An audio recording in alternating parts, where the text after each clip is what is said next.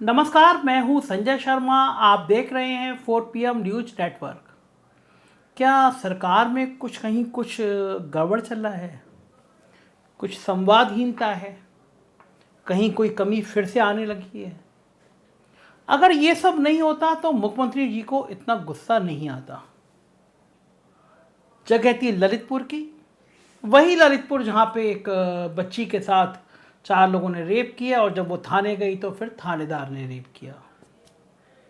24 घंटे बाद फिर उसी जिले में एक महिला को नंगा करके पीटा गया। मुख्यमंत्री जी गए, कार्यकर्ताओं ने, विधायकों ने कहा कि अफसर लूट मचा रहे हैं, सुनते नहीं हैं, बिना भ्रष्टाचार के कुछ काम नहीं करते हैं।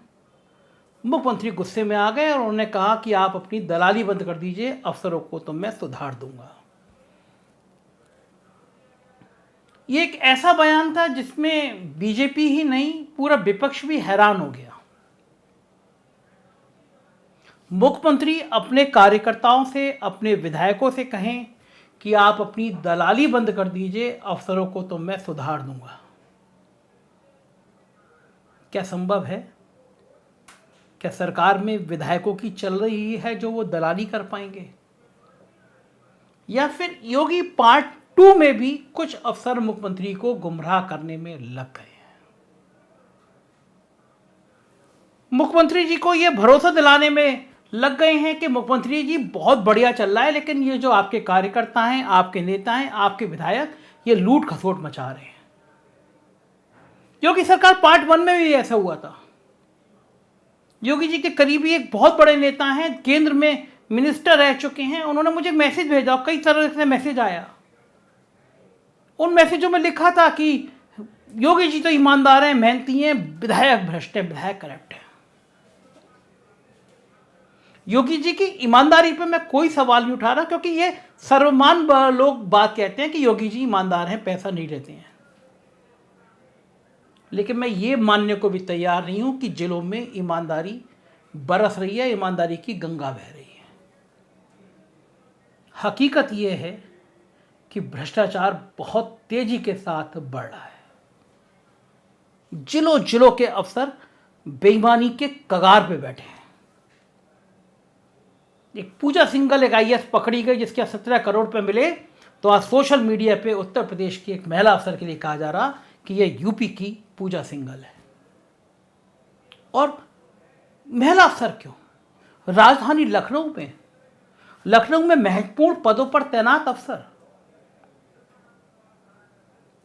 बहुत दूर जाने की जरूरत नहीं है। मुझे नहीं समझ में आता, मुख्यमंत्री जी थोड़ा सा चैनल खोल लें, कुछ लोगों को बुलाएं और कहें ईमानदारी से बताओ कि लखनऊ में जो अफसर तैनात हैं, इनकी सामान्य छवि क्या है, इनके पास कितनी दौलत है, इन्होंने अपने परिवार के नाम पे कहां का जमीनें खरीदी हैं, किन किन व्यापारियों से इनके रिश्ते हैं। 1 घंटे में जन्मपत्री निकल के आ जाएगी और तब मुख्यमंत्री जी को लगेगा कि जिन अफसरों पे मैं बहुत भरोसा करता था, दरअसल वो अफसर भ्रष्टाचार के अकूट ठिकाने इकट्ठा करने पे लगे हुए हैं। सबको पता है, आपके इंटेलिजेंस को पता है, आपके ब्यूरोक्रेट को पता है, आपके पंचम तल पे अफसर को तैनात अफसरों को पता है कि कौन अफसर कितने करोड़ों रुपए का कमाई लखनऊ में बैठ के कर चुका। मुख्यमंत्री जी, ये कार्यकर्ता जो आपको बता रहे हैं कि अफसर लूट मचा रहे हैं जिलों में, ये गलत नहीं है। अगर आपके आसपास के रहने वाले अफसर आपको खुश करने के लिए कह रहे हैं कि कार्यकर्ता और विधायक लूट मचा रहे हैं, तो इसमें बहुत कम सच्चाई है। मैं ये नहीं कह रहा कि विधायक नहीं करते हैं, कार्यकर्ता नहीं करते हैं, लेकिन हकीकत यह है कि नौकरशाही बेकाबू होती जा रही है। ठीकरा कार्यकर्ताओं पे फूट रहा है, विधायकों पे फूट रहा है। हकीकत यह है कि 2 महीने के अंदर फिर से नौकरशाहों ने जनप्रतिनिधियों से व्यवहार खराब करना शुरू कर दिया है। ज्यादा दूर क्यों जा रहे हैं? गोरखपुर के विधायक हैं फतेह बहादुर सिंह, उनकी एक अखबार की खबर वायरल हो रही है सुबह से। वो कह रहे हैं कि गोरखपुर में अवैध खनन का भयंकर है, पुलिस पैसा लेके अवैध खनन करा रही है। अब या तो विधायक जी झूठ बोल रहे हैं, अब अगर विधायक जी झूठ बोले तो विधायक जी पे कार्रवाई होनी चाहिए। और विधायक जी कह रहे हैं कि अगर गोरखपुर में अवैध खनन हो रहा है तो सारे अफसरों को जेल भेज देना चाहिए, क्योंकि गोरखपुर में ऐसी पहले एक इंस्पेक्टर ने शराब के नशे में धोकर एक व्यापारी की पीट पीट के हत्या कर दी थी, बहुत बदनामी हुई थी। हालांकि योगी सरकार पार्ट 2 में योगी जी ने उस इंस्पेक्टर के घर पर बुलडोजर चलवा दिया था। लेकिन योगी जी एक नितांत व्यक्तिगत सलाह और आपके हित में सलाह है। संगठन के ईमानदार कुछ लोग छांटिए जो बिल्कुल न्यूट्रल हों। कुछ जिलों के ईमानदार कार्यकर्ताओं को बुलाइए और उनसे कहिए मैं नाराज नहीं होऊंगा, तुम हकीकत बताओ क्या चल रहा है। हाल खराब चल रहा है। अब मैं आपको लखनऊ का एक और किस्सा बताता हूं। नगर आयुक्त हैं लखनऊ में अजय द्विवेदी जी। मुख्यमंत्री जी कल नवनीत सहगल जी को, शिशिर जी को बुलाइए और ये कहिए कि पिछले 1.5 सालों में नगर निगम के भ्रष्टाचार की कितनी खबरें छपी, मुझे देख के बताओ। कटिंग मांग लीजिए। 500 ऐसी खबरें छपी हैं और उन बड़े अखबारों में छपी हैं जो सरकार के खिलाफ लिखने की हिम्मत नहीं करते हैं, जो सरकार के बोझ तले दबे रहते हैं, उन्होंने तक छापी हैं। ठेकेदारी में कमीशन, डीजल चोरी, फॉगिंग चोरी, सर्विस टैक्स में चोरी, गाड़ियों के उपकरणों में चोरी। राजधानी लखनऊ की बता रहा हूं, लखनऊ के नगर आयुक्त के कारनामे बता रहा हूं। कोविड काल में लाशें जलाने आई लकड़ी, उनमें दलाली। आप अगर मांगेंगे तो 1.5 साल में 500 खबरें निकल जाएंगी मुख्यमंत्री जी। 500 खबरें बड़ी अखबार में। ये छोड़ दीजिए कि मतलब आपको लगेगा मैं आलोचनात्मक बातें करता हूं, मैं एक्चुअल में हकीकत दिखाने की कोशिश करता हूं। आप कह दीजिए कि भाई हिंदुस्तान, नवभारत टाइम्स और अमर उजाला में जो खबरें छपी है वो लाके दिखा दो। फिर भी ऐसा अफसर जिसकी पहले की तैनाती पे बहुत दाग लगे हैं, वो भी लगातार लखनऊ को नगर आयुक्त थे, तो मुख्यमंत्री जी आपके पास समय नहीं होगा, लेकिन उस अफसर को तलाश करिए जिसने इस अफसर को तैनात कराया है। आपका वो कौन अफसर है जो आईएएस अफसरों की तैनाती में ये सब खेल कर रहा है? एक नोएडा के सीईओ हैं, हाई कोर्ट ने बुलाया, 10 बजे आना था, मैडम 10:30 बजे दिल्ली की फ्लाइट पकड़ रही है ऋतु माहेश्वरी जी।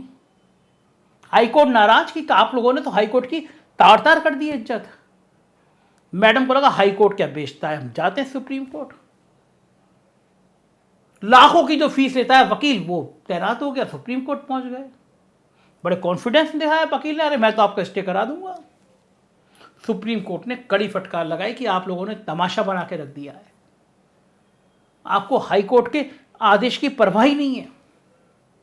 सुप्रीम कोर्ट की यह टिप्पणी पूरे देश में वायरल हुई है, पूरे देश में बदनामी हुई यूपी सरकार की। उनका मैडम का क्या बिगड़ा? जो लाखों रुपए सुप्रीम कोर्ट में वकील को दिए वो भी मैडम की जेब से थोड़ी ना दिए, वो नोएडा विकास प्राधिकरण भरेगा। कैसे कुछ अफसर भविष्यवाणी कर दे रहे हैं कि वो किस पद पर जाने वाले हैं,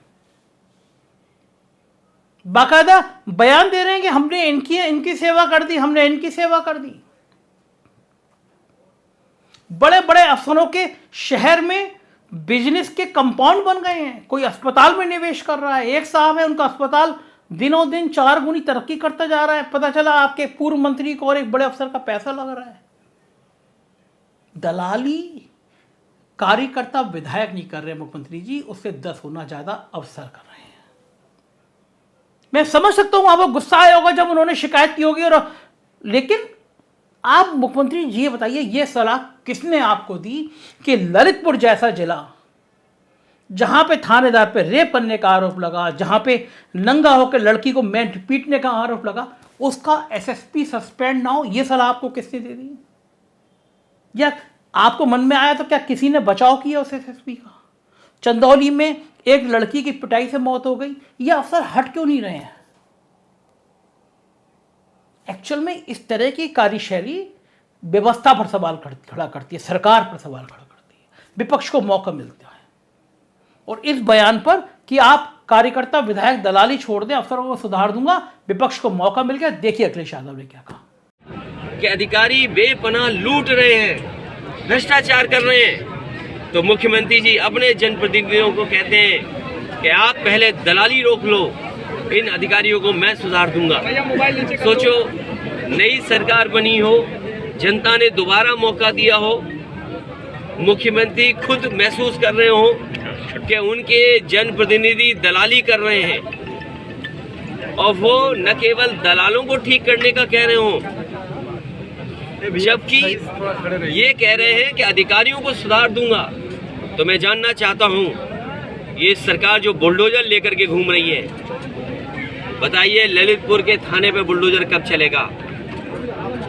और इस जगह पर जिन पुलिस के लोगों ने जान ली है बेटी की, उनके घरों पे बुलडोजर कब चलेगा? पुलिस का कहना है कि पीएम रिपोर्ट में पार्शियल हैंगिंग आई है, इसको लेकर क्या? पुलिस कोई भी कहानी बना सकती है, पुलिस कितना भी ट्विस्ट कर सकती है। इसलिए मैं कहना चाहता हूं कि जहां परिवार की सुरक्षा हो, उनको सुरक्षा मिलनी चाहिए, क्योंकि पुलिस से ही खतरा है इस परिवार को। दूसरा, हाई कोर्ट के जज की मॉनिटरिंग में जांच हो। हमें सरकारी जांच पर भरोसा नहीं है। हाई कोर्ट के माननीय जज, सिटिंग जज अगर जांच करेंगे, उनकी मॉनिटरिंग में जांच होगी, तो परिवार को न्याय मिल सकता है। ये सरकार वो है जो कुछ भी कर सकती है, कोई भी रिपोर्ट बदलवा सकती है। अब तो बेटी का दाह संस्कार हो गया, अब क्या दोबारा जांच कर पाएगा कोई? क्या आपने हाथरस का नहीं देखा? जबरदस्ती प्रशासन ने और पुलिस ने मिलकर के उस बेटी का दाह संस्कार रात में ही करा दिया था। अब अखिलेश को तो ये कहना ही है, विपक्ष कहेगा कि जब मुख्यमंत्री अपने मुंह से कह रहे हैं। लेकिन बड़ा सवाल फिर ये है कि इस तरह का आचरण, इस तरह का भ्रष्टाचार पूरी सरकार की साख पर सवाल खड़ेगा और सरकार को 2024 के लिए बहुत मुसीबतों का सामना करना पड़ेगा। जो भी सच होगा, सिर्फ 4PM देखते रहिए, क्योंकि ये ऐसी खबरें किसी और चैनल पे देखने को नहीं मिलेगी। हम गोदी मीडिया ना थे, ना हैं और ना रहेंगे। हम हिंदू मुसलमान के दंगों की खबर नहीं दिखाएंगे, हम मंदिर मस्जिद के झगड़ों की खबर नहीं दिलाएंगे। हम उन खबरों से ताल्लुक़ रखेंगे जो आपकी ज़िंदगी की, रोज़मर्रा ज़िंदगी की, आपके परिवार के हित की खबर हो। इसलिए सब्सक्राइब करिए 4PM न्यूज़ नेटवर्क को। उत्तर प्रदेश की खबरें देखना हो तो हमारा नया चैनल 4PM यूपी देखिए, और 4PM को ट्विटर 4PM न्यूज़ नेटवर्क और फेसबुक 4PM न्यूज़ नेटवर्क पर फॉलो जरूर करिए। बहुत बहुत शुक्रिया।